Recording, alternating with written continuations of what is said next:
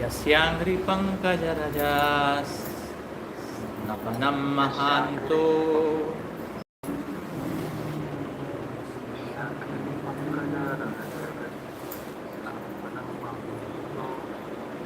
वाञ्छन्ति ऊमपतेरिवात्मा तमोपहत्यै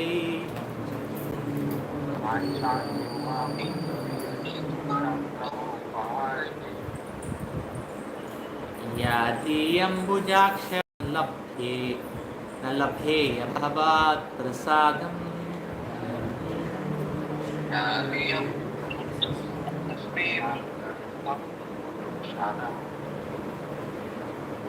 जहियामसून्व्रता कृशान् शतजन्मभिः स्यात्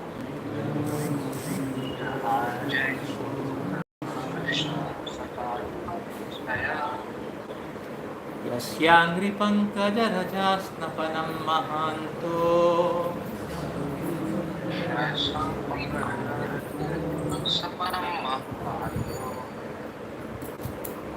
वाञ्छन्ति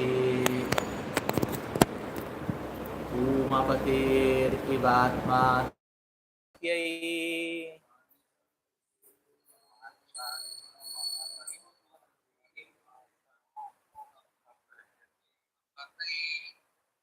यार्ह्यम्बुजाक्षा न लभ्येय भवत्प्रसादम्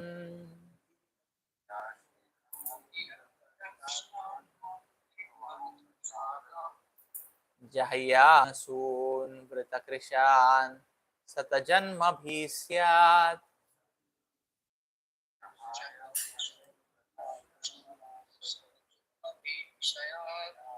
यस्याङ्घ्रिपङ्कजरजास्नपनं महान्तो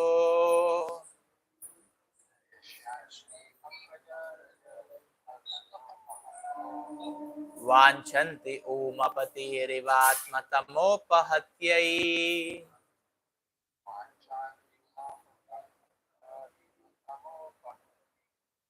यार्ह्यम्बुजाक्ष न लभेय भवत्प्रसादम्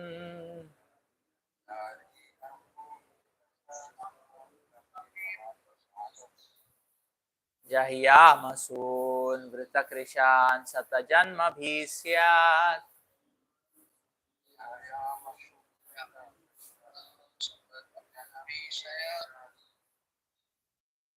Translation and purport by Srila Prabhupada, disciples of Srila Prabhupada. O lotus-eyed one, great souls like Lord Shiva hanker to bathe in the dust of your lotus feet and thereby destroy their ignorance. If I cannot obtain your mercy, I shall simply give up my vital force, which will have become weak from the severe penances I will perform. Then after hundreds of lifetimes of endeavor, I may obtain your mercy. Purport: the divine Mother Rukmini's extraordinary dedication to Sri Krishna is possible only on the spiritual platform, not in the fragile world of mundane affection.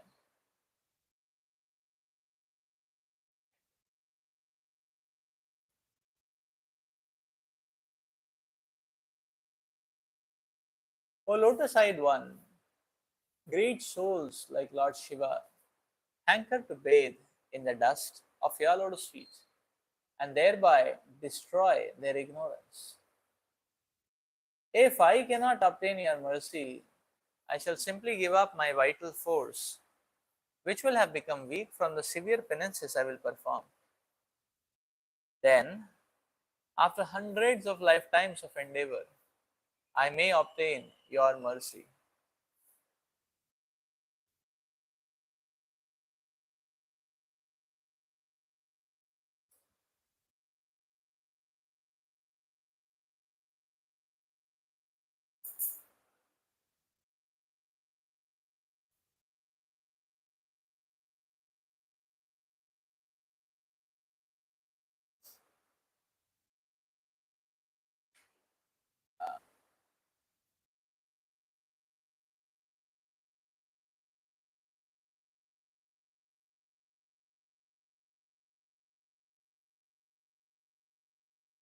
This is Mother Rukmini's letter. Mother Rukmini is praying uh, for Lord Krishna's mercy. So let us read some of the verses Mother Rukmini is saying in her letter, as read by the Brahmana to Lord Krishna. O beauty of the worlds, having heard of your qualities, which enter the ears of those who hear and remove their bodily distress, and having also heard of your beauty, which fulfills the visual desires of those who see, I have fixed my shameless mind upon you, O Krishna. O Mukunda, you are equal only to yourself in lineage, character, beauty, and knowledge, youthfulness, wealth, and influence. O Lion amongst the men, you delight the minds of all the mankind. What aristocratic, sober minded, and marriageable girl of a good family would not choose you as her husband when the proper time has come? Therefore, my dear Lord, I have chosen you as my husband, and I surrender myself to you. Please come swiftly, O Almighty One, and make me your wife. My dear lotus-eyed Lord, let Shishupal never touch the hero's portion like a jackal stealing the property of a lion. If I have sufficiently worshipped the Supreme Personality of Godhead by pious works, sacrifices, charity, rituals, and vows, and also by worshipping the demigods, the Brahmanas, and the Gurus, then may Gadagraja come and take my hand, and not Damaghosha's son or anyone else.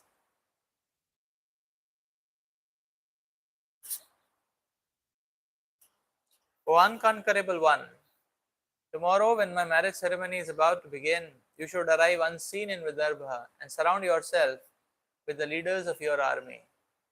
Then crush the forces of Chaitya and Magadendra and marry me in the Rakshasa style, winning me with your valor. Since I will be staying within the inner chambers of the palace, you may wonder how can I carry you away without killing some of your relatives.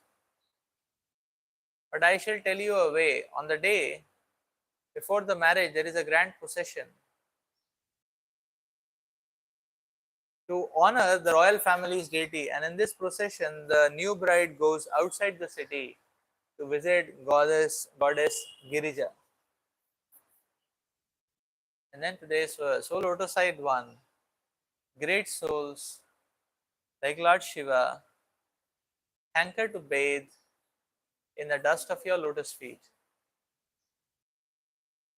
and thereby destroy their ignorance.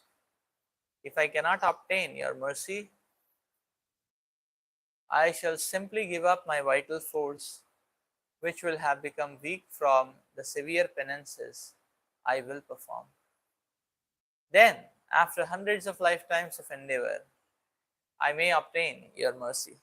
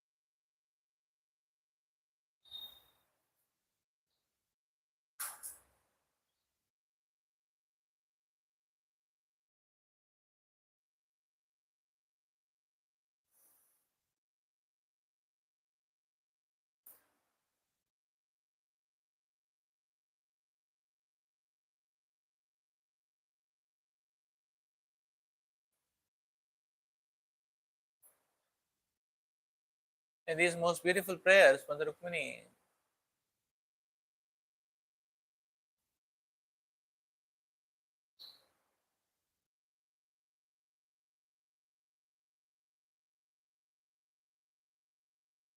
is revealing to all of us how it is the nature of hearing the glories of the Supreme Lord.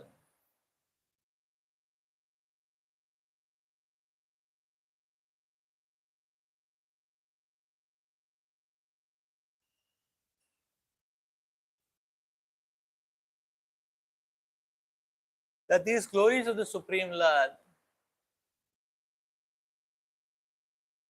awaken our forgotten relationship with Krishna.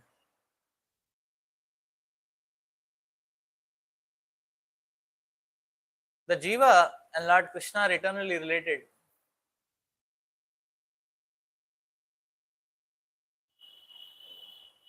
But the Jiva forgets this relationship owing to the illusory snare of material energy, and then keeps searching around, mongering around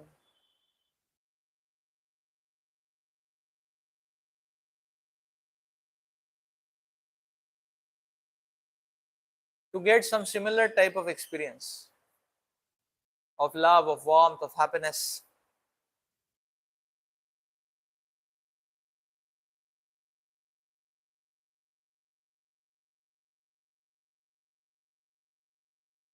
But the happiness and warmth and love in this material world is mostly illusory. Mostly it is illusory.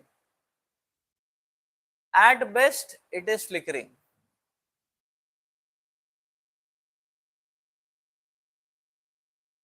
transient.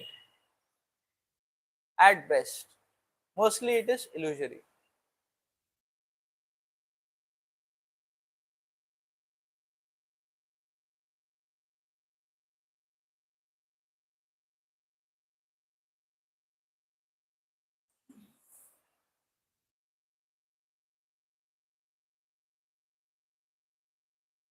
So that triggers series after series of episodes of melancholy and agony for the Jiva soul.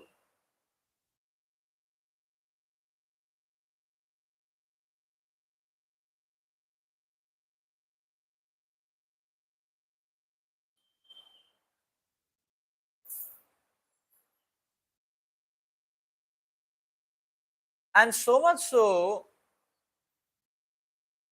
we see here Mother Rukmani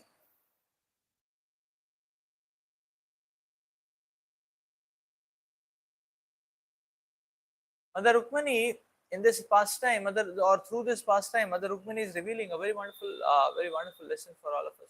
See, Mother Rukmani is caught up or entangled in a very precarious predicament. So she is bound and she is being forced to marry a demoniac personality. A demoniac personality.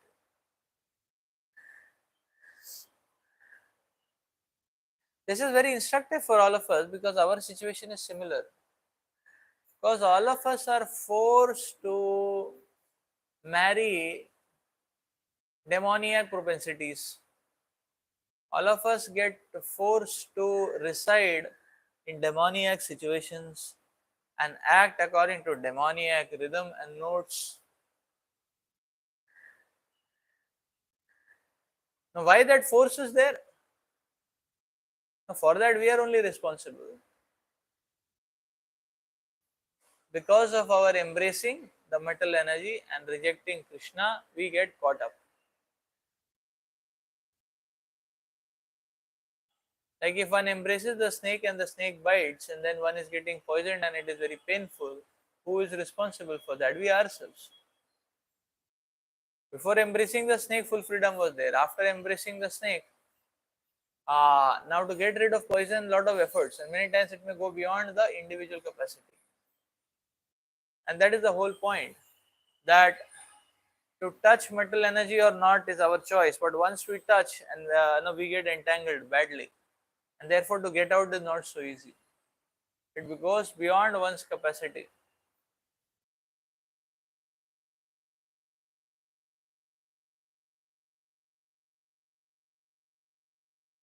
It goes beyond one's capacity. And Mother Rukmani is portraying herself to teach all of us in a similar situation. She is portraying herself. She is in a situation where that force is there to enter these demoniac, to marry with all these demoniac personalities and situations and all that.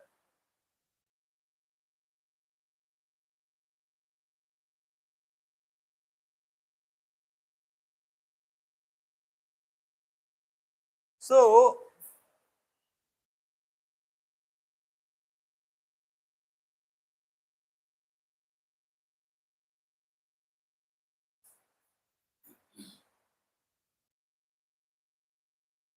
we are in a very dire predicament because there is this material poison all around, and this material poison is not only all around, this material poison has entered our hearts also, and therefore from externally, internally, both the dimensions we are bound badly. And the Shastras explain that this binding or this bonding of metal energy is so strong that for eternity a living entity will not be able to come out. There is no hope. For eternity the living entity is not be able to come out.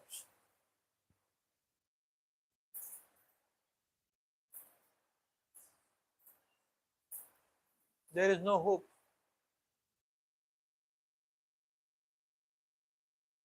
Unless the Lord intervenes in our life. And that is why not only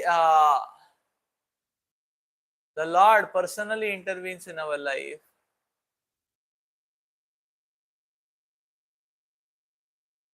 but the Lord also arranges his devotees to intervene in our life. Or we can say from without, the Lord intervenes in our life through the devotees, and from within, the Lord personally intervenes in our life. So, unless the Lord does that, there is no hope and scope. But Krishna is so supremely merciful that Krishna creates hope and scope by this divine intervention.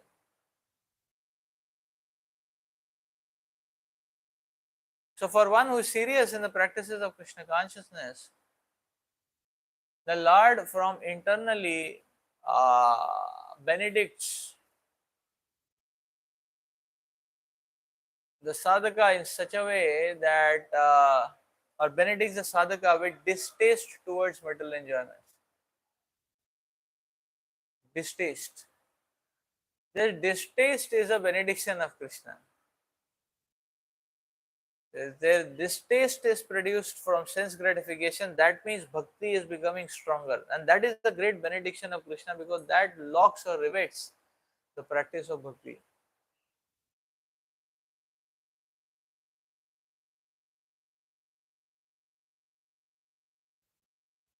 And from without,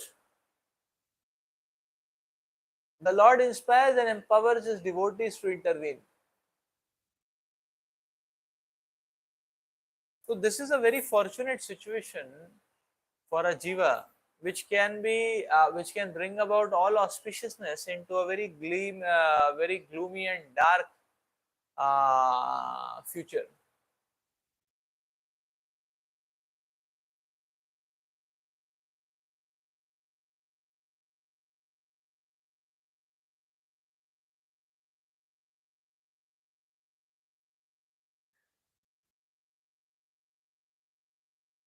So Lord Krishna explained that when he becomes very pleased with the living entity, at that time he sends the devotees in the jiva's life. That time he sends a guru in the jiva's life.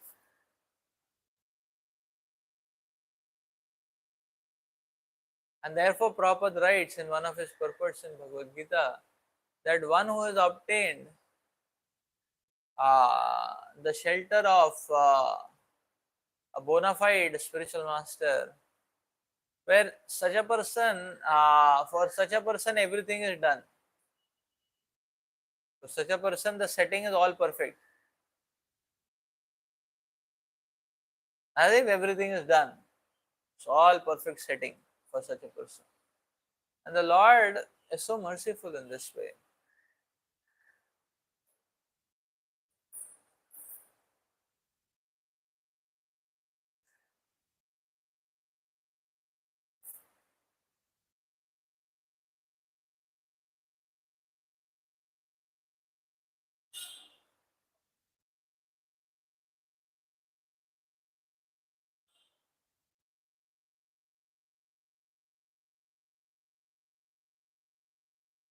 So the spiritual master or guru acts like a via media.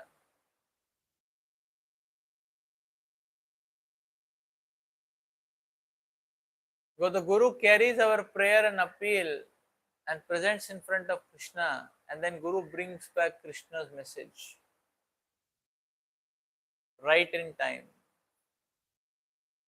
And guru brings back Krishna's mercy right in time. So here Mother Rukmini also, she had handed over that letter to the Brahmana. The Brahmana is representing the guru who takes our message to Krishna and brings back the Krishna's mercy, Krishna's reply.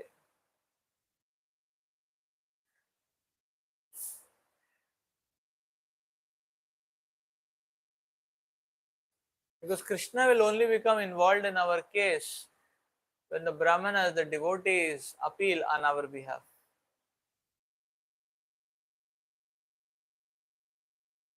In a standalone setting, our prayers may not reach Krishna. Why Krishna does not reciprocate in a standalone setting is that because only when we take shelter of devotees, then our process of bhakti is steady and stable. And that is what Krishna wants to see. That is he steady and stable, or is his ground very flimsy? Not that okay, the living entity offered a prayer, by the time Krishna reciprocates, and Krishna reciprocates, by that time the desire of the living entity changes. The living entity says, okay, Krishna give me this mercy. No? So Krishna has come with the mercy, and the living, now I have to change my mind. No? I don't want mercy, I want money, I want no, metal accolades and so on. So therefore Krishna wants to see whether we are really wanting what we are wanting.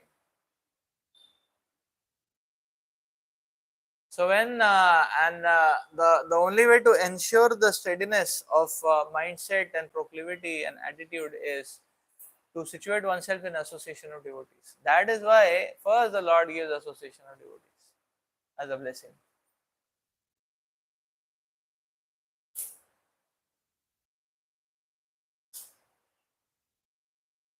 That is the idea.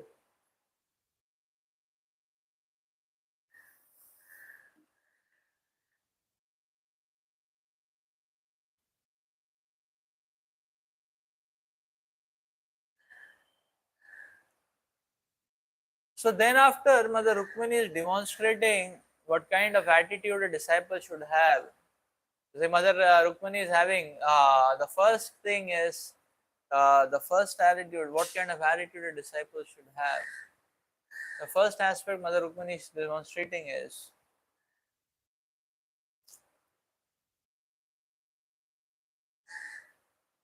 at Krishna Eka Sharanam, having full faith in Krishna's protection.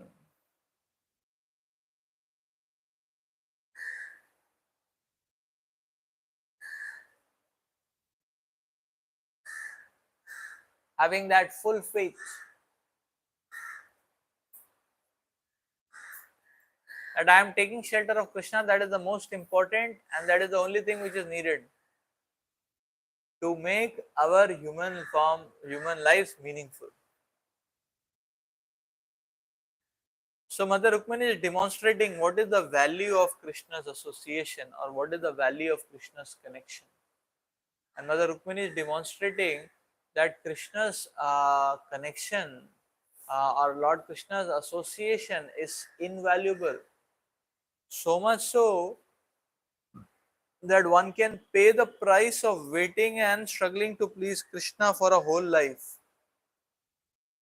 So much so that one can actually go on waiting and trying to serve and please Krishna for millions of lifetimes. At, at the end of which, if Krishna is merciful,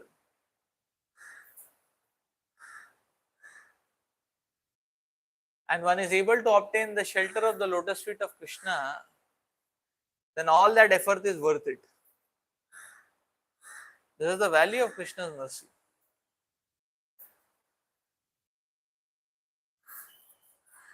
And therefore, Mother Rukmini is demonstrating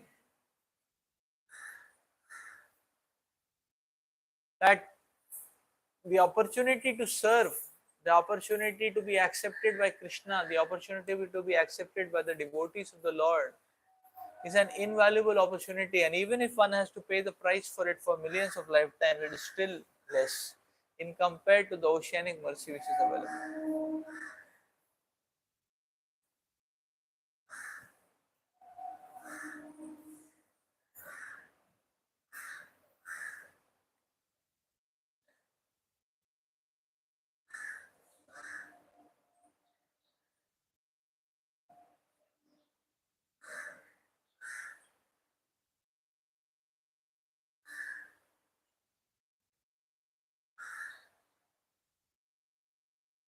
So Mother Rukmini is determined because she is saying that I belong to you, O Lord, I have chosen you, and I want to go on serving you. Please be merciful and pick me up. However, if you don't come, he's saying, I am going to continue now performing penances, and if you don't come, I'll leave this body and again do what? Next life I'll again perform penances to please you. And I'm ready to do this for millions and millions of lifetimes. And I am hopeful that one day, even if it is after millions and millions of lifetimes, you'll be merciful on me and you will accept me.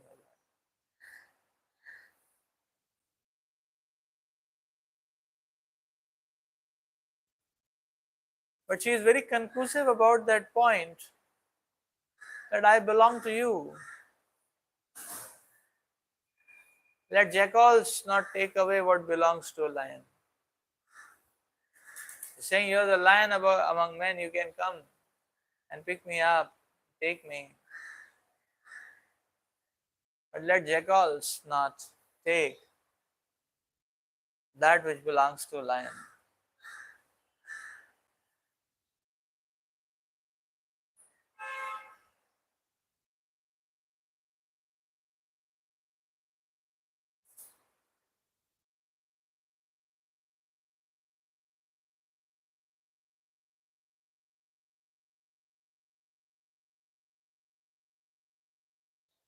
So this is bhakti actually, and that is why Rupa Goswami explained that this kind of bhakti or Sharanagati or surrender to the Supreme Lord is not mixed with any salve of fruitive mentality.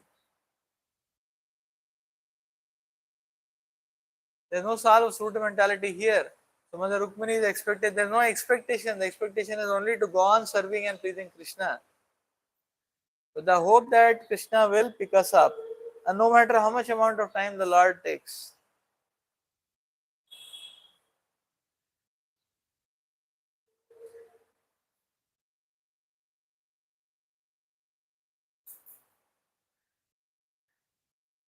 So there is no fruitive mentality. One is simply dependent on Krishna's grace and Krishna's blessings.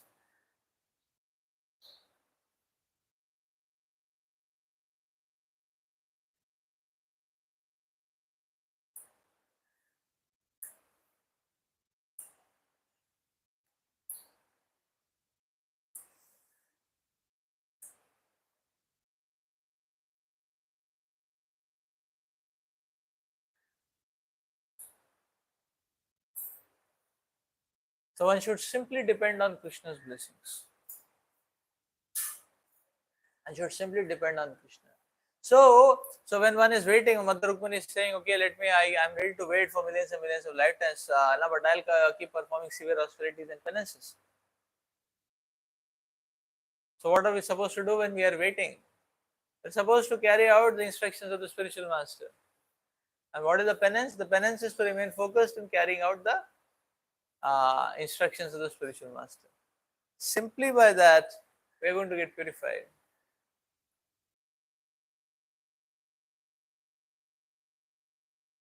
And Lord Krishna's divine mercy will flow in our lives. Let's stop here for today.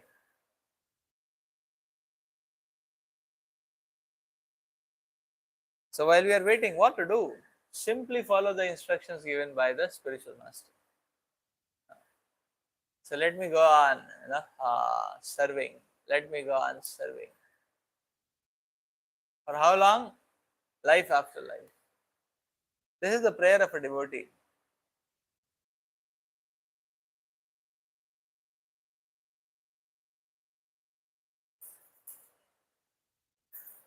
So on this very auspicious day of Balaram Jayanti, this should be our prayer to Lord Baladev. That, oh Lord, please give me the strength that I can go on serving in this most wonderful mission of yours.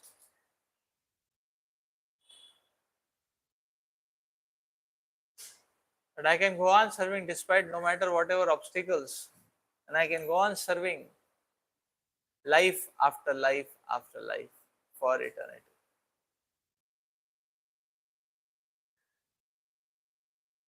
Hari Bol. ग्रंथराज Shrimad Bhagavatam की जय, श्रील प्रभुपाद की जय। हरे कृष्ण।